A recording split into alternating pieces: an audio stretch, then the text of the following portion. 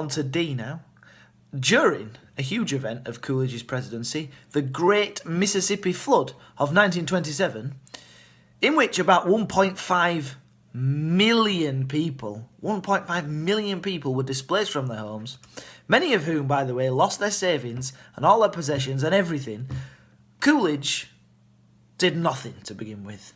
Absolutely nothing. He just sat. It was him. Small government, don't get involved, laissez-faire, let things sort themselves out. Eventually, he named Hoover as leader of a commission to try and help the flood victims, but it was a bit too late.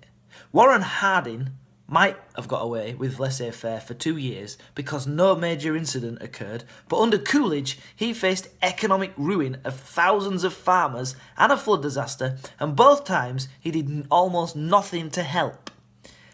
I'll say it again, laissez-faire is irresponsible, especially if a government stubbornly sticks to it no matter what. Sometimes governments have got to take action. Coolidge didn't even visit Mississippi. He didn't even go to assess the damage and to show his face and lead the country. That's what he's there to do. He said, I mean, it's a joke really, he said he didn't think it would accomplish anything. It's completely beyond me how anybody could defend this man. Whoa. It's wrong to say that Coolidge did nothing.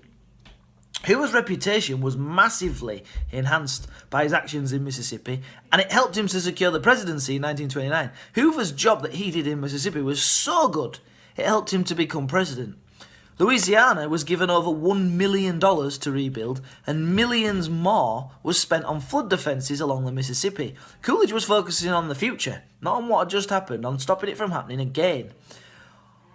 All this business that the Democrats keep shouting about laissez-faire not working is clearly not true. When you take into account the fact that the Rockefeller Foundation, so Rockefeller is an entrepreneur worth billions, millions, he's stupendously rich. He set up the foundation, and the Rockefeller Foundation made huge grants to help flood victims.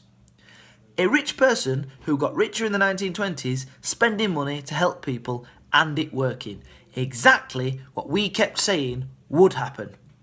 Hoover said, at the time, or shortly afterwards, the great victory of my relief work was not that the government rushed in and provided all assistance. It was that much of the assistance available was provided by private citizens and organizations in response to his appeals. I suppose I could have called in the army to help, he said, but why should I when I only had to call upon Main Street? Now, the first bit of that I shouldn't have said in an American accent because it wasn't actually Hoover. The last bit where he says, I suppose I could have called in the army to help, but why should I, when I only had to call upon Main Street? Main Street being civilians. Civilians did contribute to this, and it did work. If he'd have called in the army, which is what the Democrats would say, it would have again cost millions. And would it have done that much good, really, in the end? No. The people with the money, they did contribute in this sense, and it must have been successful, otherwise why would Hoover have been voted in as president? If the people were so unhappy with the response, he wouldn't have been voted in, largely on the back of this, by the way. So that's D.